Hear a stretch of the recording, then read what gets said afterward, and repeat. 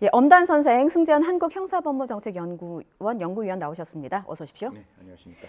저희가 앞서 리포트에서 나갔습니다만 가해자가 피해자의 예전 거주지, 그러니까 이사 간 줄 모르고 찾아갔다가 인상착의가 비슷한 여성을 뒤따라가는 모습이 포착이 됐습니다.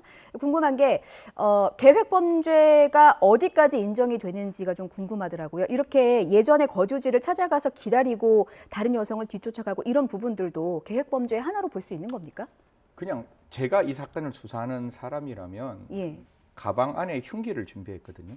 그걸로 그냥 저는 마침표 찍는다고 생각을 해요. 그러니까 다른 거는 정황으로 그 계획을 더 강화시키는 것이지. 예. 시청자 여러분, 만약에 전혀 우발적인 범행을 할 사람이 내 가방이나 내 소지품 안에 흉기를 들고 사람을 만나러 간다? 그냥 사람을 만날 때 그냥 보고 싶어서 만나는 거지. 그쵸. 흉기 딱 들고 가는 거는 그 자체가 계획이 아닌가. 그것뿐만 아니라 이제 여러 가지 내용들이 나오는데 예. 저는 제일 처음에 왜 이 전시라는 사람이 구산역에 갔을까? 이게 제일 처음에 언론에 이제 나왔을 때 궁금하게 생각했는데 예. 사실 피해자가 예전에 살았던 곳이 구산인가 봐요. 예. 그래서 지금 나와 있는 여러 가지 언론의 정황을 살피면 그 피해자와 유사한 어떤 인상착의를 했는 사람을 따라갔다는 이야기까지 나오니까 어떻게 보면 흉기를 준비해서 신당이 아닌 구산에서도 만약에 발견했다면 굉장히 그쪽에서도 우리가 상상하기 싫은 흉악한 일이 벌어지지 않았을까 이런 점을 종합적으로 고려한다면 계획성은 제가 판사라도 합리적 의심을 넘는 고도의 개연성에 의한 계획성은 인정될 가능성이 아주 높다 이런 말씀드리겠습니다. 가해자가 그 현금을 1,700만 원을 인출하지 않았습니까? 그러니까 이게 경찰 진술에서는 부모님 드리려고 했다라고 하지만 지금 우리가 정황상 추측을 해보면 범행을 저지르고 난 이후에 도주까지 예상을 해서 이제 거액의 현금을 인출하려고 시도한 것이 아닌가라고 합리적인 의심을 하게 되거든요. 이런 부분들도 법정에서 어떤 식으로 좀 인정이 될까요? 사실 이제 이건 조금 더 수사가 진행되어야 되는 부분이고 지금 이제 피의자죠. 지금 수사를 받고 있으니까 피의자는 방금 말씀했다시피 가족을 위해서 돈을 인출했다라는 이야기들이 나오고 있는데 사실 우리가 포렌식이라는 걸 해서 이 휴대폰 안에 있는 여러 가지 내용들을 다 확인을 했을 거란 말이에요. 그러면 만약에 그 돈을 찾았을 때 그 앞에 검색했는 게 뭔가 있을 거잖아요. 뭐 비행기 티켓, 나라, 특정 나라 이름, 그다음에 뭐 자기가 어떻게 살아야 될지, 거주지 이런 것들이 만약에 조사되고 확인되었다면 그 돈은 가족을 위한, 부모님을 위한 돈이 아니라 자기의 도피 자금으로 마련했을 수도 있으니까 사실 이런 부분에 대해서 제가 되게 조심스러운 게 전혀 나타나지 않는 외부적인 1,700만 원만 가지고 우리가 뭐라고 이렇게 특히 패널 입장에서 기록을 보지 않은 입장에서 확대 재생산하는 건 조금 제가 좀 자제해야 되는 것이고 다만 제가 아까 말했다시피 그 돈이 어떻게 쓰였는지는 분명히 포렌식을 통해서 나올 수 있어요. 사람이라는 거는 인과관계적 행동을 하는 거기 때문에 그 1,700을 자기의 범죄를 숨기기 위해서 했다면 그 검색에 그러한 어떤 내용들이 나왔을 것이고 정말 그게 아니라 부모님을 위해서 했다면 또 그 부모님이 가지고 있는 경제 상황이라든가 지금의 부모님의 입장 등을 고려한다면 어떠한 입장에서 돈을 썼는지는 확인될 수 있는데 제가 거시적인 관점에서 한번 말씀드릴게요. 지금 언론에서는 계획성에 더 초점을 맞추고 있는데 이게 보복살인죄로 바뀌면 존재 평면이 완전히 달라지는 거예요. 같은 살인죄 안에서는 계획성이 양형에서 가장 중요한 요소가 되는데 이거는 형종, 죄종이 범죄의 종류가 바뀌는 거잖아요. 일반 살인죄에서 보복 살인죄로 바뀌면 보복 살인죄가 특정 범죄, 가중처벌 등에 관한 법률 5조의 9에 나올 거예요. 사형, 무기 10년 이상의 징역에 해당되는 거기 때문에 일반 살인죄는 형법 250조의 사형, 무기 5년 이상인데 5년에서 10년으로 하한이 올라가는 거거든요. 그러면 아예 그 존재 평면이 달라지는 거고 양형 기준도 1, 2, 3, 4, 5 유형이 있는데 이게 4, 5 유형으로 완전히 바뀌는 그런 상황이기 때문에 계획성보다는 보복이 맞느냐, 보복이 맞지 않느냐 여기에 수사의 초점이 함께 맞추어져야 할 것이고 경찰도 지금 포렌식을 통해서 보복살인죄로 바꾼다고 했으니까요. 모르겠습니다. 이거는 뭐 법원이 판단해야 되고 검찰이 수사를 통해서 확인돼야 되는 거지만 저는 죄값을 치를 수 있는 최고의 형종과 형벌이 나와야 되지 않을까. 그래야 유가족들의 마음을 어루만질 수 있고 어떻게 보면 피지도 못한 한 젊은 여성의 어떤 삶을 우리가 보상해, 그러니까 그 삶의 넋을 기릴 수 있다라고 생각합니다. 피의자의 이 진술은 어떻게 보세요? 우울 증세가 있다. 우발적인 범행이었다. 근데 보통 우울증은 심신미약으로 감형의 요소가 될 수도 있고요. 앞서 말씀하신 것처럼 계획범죄 정황이 있습니다만 본인이 우발적이라고 주장하는 이유는 어쨌든 형량에서 조금이라도 좀 감형을 받을 수 있도록 노리는 것은 아닙니까? 우리가 형법에 심신미약이라고 말을 하는 것은 그러니까 정신질병, 예. 즉 심신장애로 인하여 사물의 변별 능력과 의사결정 능력이 없어야 돼. 그럼 앞에 전제가 심신장애, 다른 말로는 정신질병이 있어야 되는데 우울증은 그런 병이 아니거든요. 우울증은 치료받으면 충분히 사리 판단을 할 수 있는 일이고 뒤에 의사결정 능력과 사물의 변별 능력이 없다라고 봐야 되는데 예. 지금 이 전씨 어디 갔어요? 구산역에 갔죠. 그 자기 피해자와 동일한 사람 따라갔죠.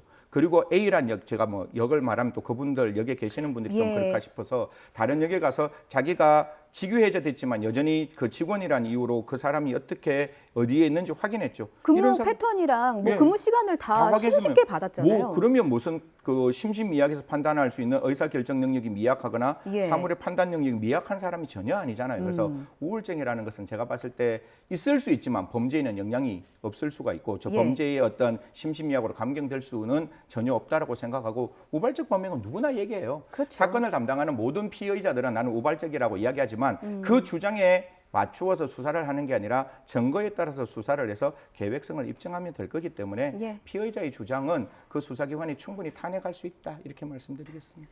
오늘 신상 공개 여부가 결정이 됩니다. 어떻게 전망하십니까? 뭐 물론 신상공개위원회에서 적의 처리하겠죠. 적법하고 의법하게 처리하는데 기준이 있습니까? 예, 저희들 같은 예. 뭐 법실정주의자들은 법 조문에 천착해야 되는 거니까 예. 첫 번째 범죄가 잔인하고 중대해야 되고 두 번째는 그 범죄를 저질렀다는 충분한 사유가 있어야 되고 그것이 원래는 세 가지예요. 국민의 알 권리, 예. 재범의 방지, 범죄의 예방. 이것이 오로지 공공이익에 맞춰야 되고 뭐 이 사람이 어차피 청소년 보호법상 청소년이 아니니까 사실상 저는 신상 공개가 될 수 있는데 이게 시청자 여러분께서 이 부분도 나중에 꼭 좀 짚어서 기억하시고 예. 경찰이 좀 덜쭉날쭉하는 걸 좀 방지했으면 좋겠는데 혹시 옛날에 아동학대 살인죄가 있었어요. 예. 아동학대 살인죄가 있었는데 아동학대 살인죄가 특정 강력 범죄 안에 살인죄에 포함되지 않는다 그래서 신상공개 안 했던 적이 있어요.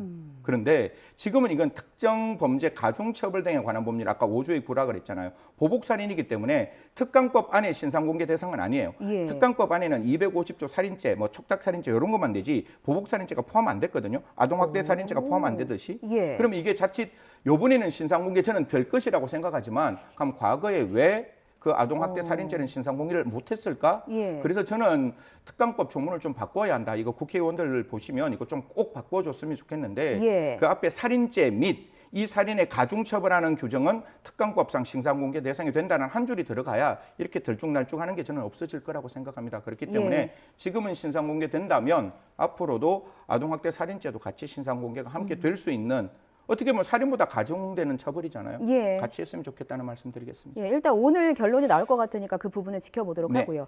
스토킹 범주가 끊이지 않아서 걱정이 큰데 대구에서는 또 이런 사건도 있었어요.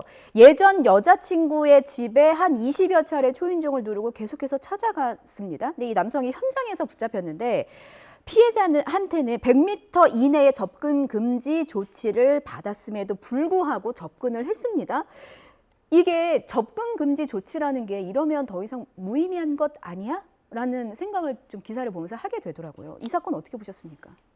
뭐 한숨밖에 안 나오는데 예. 얼마나 두려웠을까요? 스토킹이란 범죄 앵커하고 저하고 생각하면 제가 스토커예요. 예. 앵커가 저한테 스토킹 당한 피해자 예를 드는 거예요. 예. 스토커는 어떤 생각을 하는가 하면 내 사랑은 오로지 착한 사랑이에요.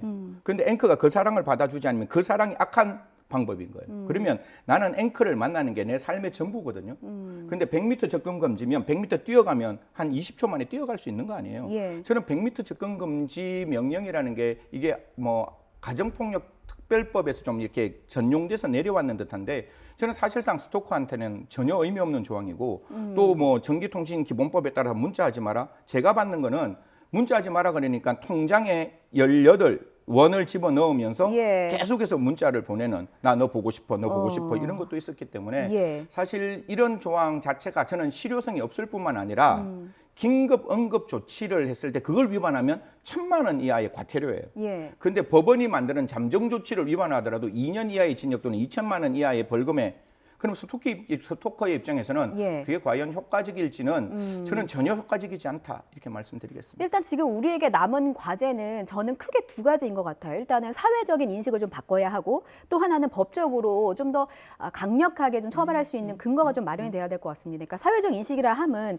최근에 이 그 신당역 살인 사건을 보고서 한 정치인이 뭐 고백했는데 안 받아주니까 이런 사건이 생긴 거 아니냐라는 취지의 발언을 해서 문매를 맞았고요.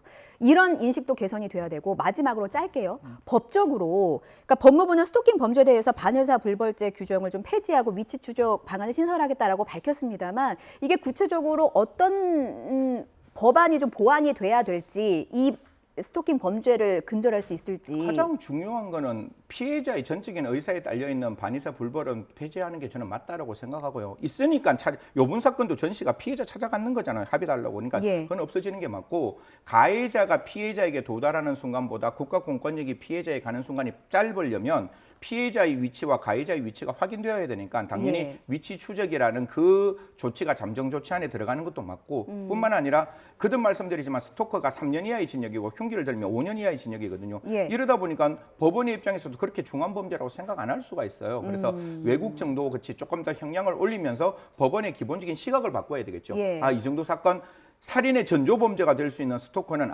일단 피해자와 가해자를 분리하자. 그러면 최초의 구속영장 만약에 청구가 들어왔을 때 구속영장을 적극적으로 발부할 수 있는 그 구속의 허들을 낮추는 것도 좀 필요하다는 말씀드리겠습니다. 예. 이미 일어난 일은 어쩔 수 없지만 앞으로 일어나는 일을 막는 게 더 중요하니까요. 이 부분에 대해서도 짚어봤습니다. 엄단 선생, 승전 위원이었습니다. 잘 들었습니다. 네.